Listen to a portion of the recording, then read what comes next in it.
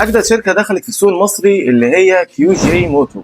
النهارده منزلين السكوتر اللي قدامنا اللي اسمه فرونت 250. سكوتر فيه اوبشنات كتير قوي، خاماته حلوه قوي، تقيل جدا، مساحه تخزينيه كبيره، شنطه مساحتها ضخمه، المساعد هنا في مساعد في الكرسي من تحت، شاشه ال سي دي ملونه، بتسبورت تقريبا تليفونك، بتعمل عليه كونكت. هنكتشف كل حاجه مع بعض واحنا هنا موجودين في معرض ايزي بايك. لو حبيتوا تتواصلوا هتلاقوا رقم التليفون ظهر على الشاشه. اهم حاجه بس ما تنسوش لايك الرايق والكومنت الجميل وسبسكرايب. يلا نشوف ايه قصه كيو جي، الشركه الجديده موتو من معرض ايزي بايكر.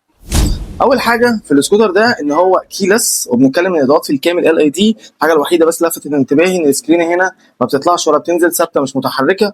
بس هو عوضها في حاجات كتير تانية، زي مثلا ان الفرامل هنا بنتكلم اي بي اس تراكشن كنترول، بنتكلم كالفئه السعريه دي ان هو ينزل لك تراكشن كنترول واي بي اس.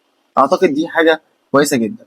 الفرده الاماميه بنتكلم 120 70 جنط 13، اما الفرده الخلفيه بنتكلم 150 70 جنط 13. بعيدا بقى عن الفخامه وعن الجمال والشياكه والاوبشنات اللي حضراتكم شايفينها دي، الركوبه تعال نجربها مع بعض. وانا طولي 175، تقعد في الوضعيه دي، رجلك تعتبر شبه مفروده زي ما حضراتكم شايفين. الاضاءات حاجه شيك قوي، عندك انتظار، في جزئيه كده للقطنيه شكلها كويس جدا، والراكب الخلفي بيسند رجله في الجزئيه دي.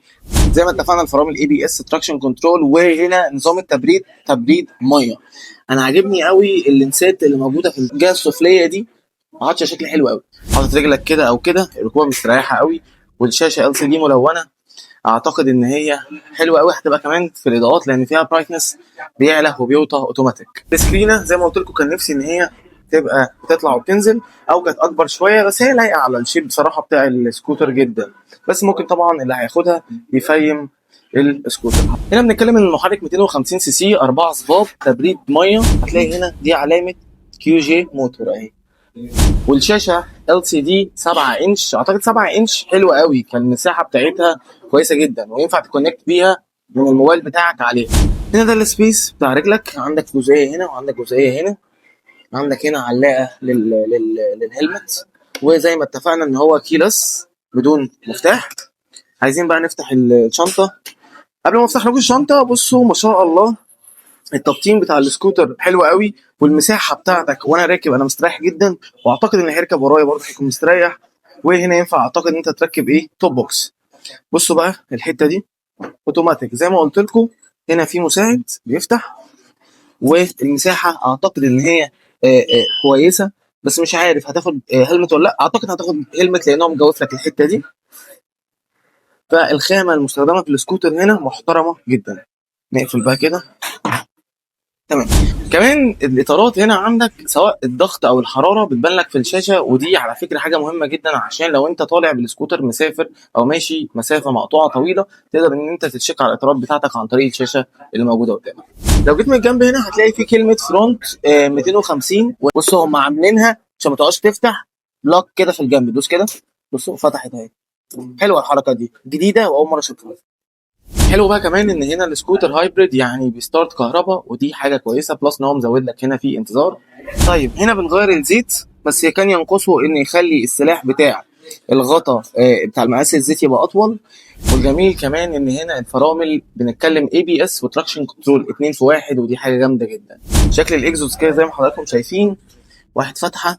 هنا بنتكلم 2 مساعد خلفي، ومعرفش هم منقينه اورنج صراحه. هو عاطي شكل شيك قوي، ممكن ما يكونش باين في الكاميرا بس في الحقيقه هو عاطي شكل شيك قوي.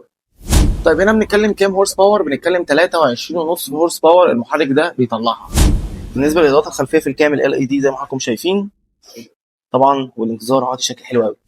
الركوبه بقى، انا ركوبتي اهي تمام، رجلي اهي زي ما حضراتكم شايفين. انا بخليك قاعد وضع الركوب كانك انت اللي موجود بالظبط. التابلو هنا بيفتح كده لتحت. ده شكل ايه المفاتيح، يعني مش بطاله كويسه. نقفل كده. بس كان نفسي السكرينه تبقى اكبر من كده بشويه. اعتقد ان الناس اللي هتشتري السكوتر ده هيعمل اكستنشن ويعمل بقى تعديل على المزاج ويجيب سكرينه اكبر، واعتقد ان هي هتمشي وتاكل قوي مع السكوتر اللي قدامنا الكرونت 250. السكوتر هنا في حاجه نظام اسمه اوتو اوف. اوتو اوف ده يعني انت لو انت وقفت في اشاره السكوتر بيبطل. مسافه ما حضرتك بتدوس بنزين السكوتر بيرجع يدور تاني اوتوماتيك من غير ما تدوس المارش. وزي ما اتفقنا هو السكوتر هايبريد. ده بتاع المنيو والحاجات دي بتاعت الشاشه، وعندك القلاب، وعندك زرار الكلاكس وكل الكلام اللطيف بتاعنا ده، وزرار الانتظار. تك تك كده. بصوا بقى شكل الشاشه، يفتح معانا اهي كيو جي موتو. تمام. وهنا الزرار اللي احنا اتفقنا عليه بتاع السلكت والانتر. بصوا كده، انا لسه والله بكتشف معاكم بتاع ده بتاع التريب والتوتال. تمام. بتيجي تدور بقى، يعني انت مش هتسمع صوت اصلا. بصوا مفيش صوت. ليه؟ لان احنا زي ما اتفقنا هو هايبرد. نطلع كده، حاجه جامده اخر حاجه ما شاء الله، الله اكبر. بصوا الاضاءه، بصوا البعد بتاعها. عايز اوريها لكم برضو من قدام. شايفين الاضاءه عامله ازاي؟ حاجه في منتهى الشياكه والجمال. وطبعا هنا عاملين فتحات للتهويه شكلها بصراحه حلوه قوي قوي قوي ما شاء الله. 250 سي سي طبعا انجكشن. طبعا عايزين تسمعوا صوته. بسم الله، اسمع كده. حاجه عظمه ما شاء الله، صوت جميل قوي قوي قوي. انا عاجبني السبيس والمساحه اللي انا قاعد فيها دي. وعندك طبعا دبوس جانبي وسناده نص. السكوتر ده عامل وقت تصوير الفيديو 170,000 جنيه. لو حبيتوا تستفسروا هتلاقوا رقم التليفون ظهر لكم على الشاشه. زي ما اتفقنا ما تنسوش بس تعملوا اللايك الرايق والكومنت الجميل وسبسكرايب، واشوفكم ان شاء الله في فيديو جديد. اتمنى انكم بفيدكم حتى لو 1%. اشوفكم ان شاء الله في فيديو جديد. تصبحوا على خير، سلام.